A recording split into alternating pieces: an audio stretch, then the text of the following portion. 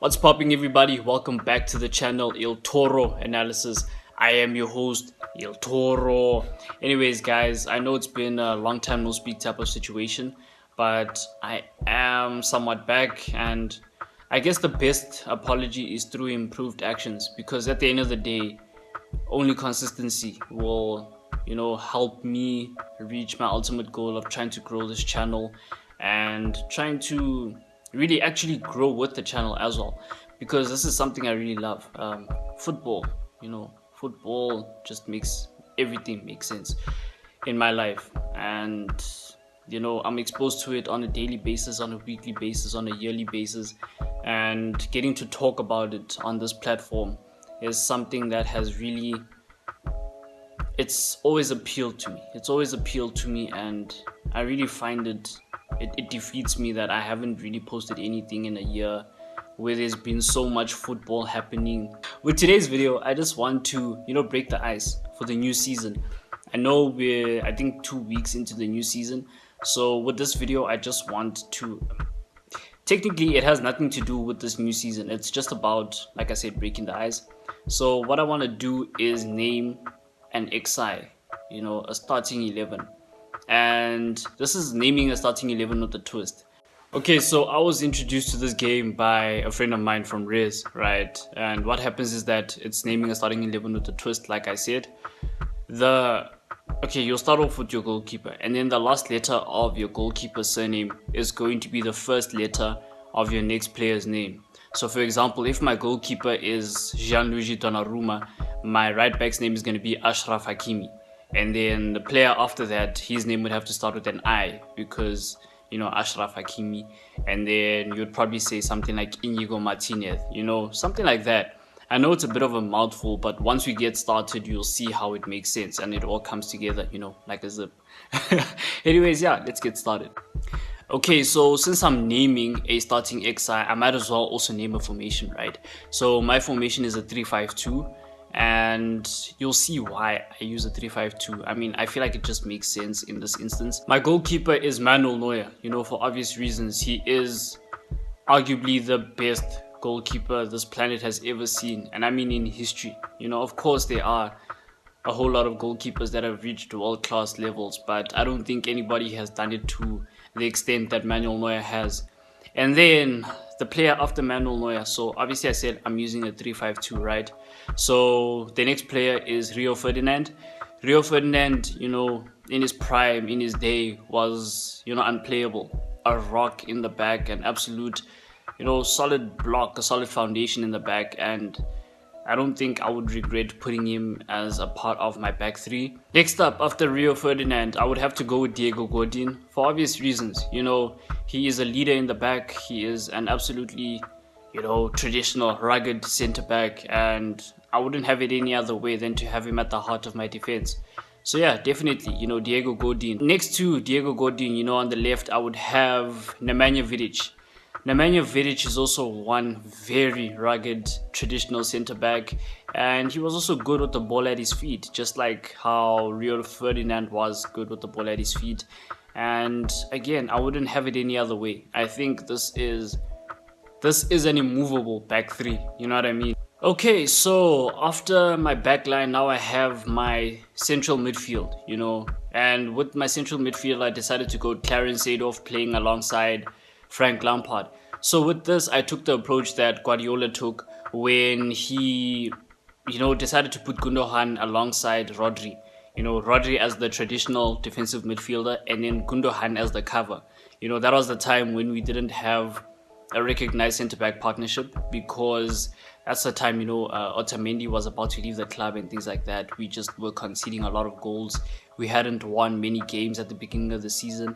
And Pep Guardiola implemented what would be one of the best decisions a manager has ever made in their career. So essentially what happens is that you have your traditional defensive midfielder, and then you have a central midfielder play alongside him. So what that does is that it provides cover for this defensive midfielder if you're facing some kind of an overload in the midfield. So you have numbers. So instead of having just one defensive midfielder, you have two. But then when your team is in possession, you have an extra body in your advanced portion of midfield. So Gundogan would advance further while Rodri stays back, and then you would have, I guess, a 5-man attack, and that makes sense in this situation because I wouldn't necessarily call Clarence Seedorf a traditional defensive midfielder. He's more of like a really rugged central midfielder, box to box. At the same time, he's a chance creator. So having him play alongside Frank Lampard would give Frank Lampard that license, I guess, to, roam around the pitch, but mostly in the midfield area, of course, and then provide the cover for Clarence Seedorf if they're facing somewhat of an overload. So moving forward, we have Daniel Alves on the right flank, and this again is for obvious reasons. Daniel Alves is one of football's most decorated footballers of all time, and I guess, what? Having a player like him, with his acceleration, with his excellent vision, with his crosses, with his passing ability, it's literally second to none.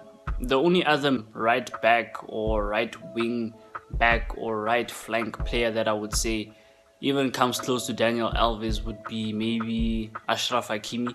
In terms of like similar styles of play, yeah, I would definitely say Achraf Hakimi. But anyways, that's besides the point. So definitely Daniel Alves, and his defensive ability as well is second to none. So Daniel Alves for that right flank position. Now, so just in front of Frank Lampard and Clarence Seedorf, I would have Steven Gerrard. And Steven Gerrard, for the simple reason that this man is a chance creator and he has this incredible knack of scoring important goals. And I feel like having him in this position of the field would make a lot of sense, in my opinion, because like I said, it would help with getting goals, it would help with creating chances, it would help with, again, having that type of leadership role character in your midfield. And then after Steven Gerrard, I would definitely have David Alaba.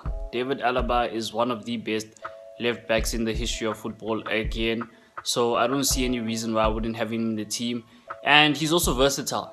I could implement again one of Pep's tactics of having your flank player drift into midfield again to provide cover. So if Frank Lampard goes forward, I guess I would have David Alaba, maybe coming into midfield and then having Frank Lampard play on that left of midfield, or have him play right through the middle, but just in a more advanced position. Again, that's a move that just makes sense, having versatile players on the team.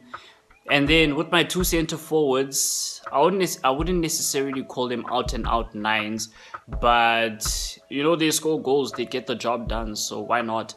Yeah, so I would definitely have Antoine Griezmann play alongside Neymar Jr. And Antoine Griezmann, because he is a really prolific, somewhat of a false 9-second striker type of player, and him playing alongside Neymar, who has proven over the years that playing alongside world-class players, he just reaches a whole different level. From those days at Barcelona where he was playing alongside Lionel Messi and Luis Suarez, he proved that he is really, truly one of football's greatest talents. And having him play alongside Griezmann would definitely prove that. But anyways, moving right along, guys, that is my XI. Let me know in the comment section what you think of that. And let me know if you think you can name a better team. Personally, I don't think there's a team that holds a candle to the one I just made now. And again, I feel like it's a very fluid system. We have the elegance of certain players. We have the traditional, rugged, aggressive nature of certain players. Then we have the samba. Then we have the hotline bling. Bruh, my team is fire. So yeah, let me know if you can name a better team, and definitely I will read through the comment section if I do find any teams posted there, and if there is a team that's better than mine or that could rival mine, I will definitely mention it in my next video. So yeah, guys, thank you for tuning in. I hope you guys stay safe and keep healthy, and tune into the next video when it comes out. Thank you very much for your time, guys. Peace.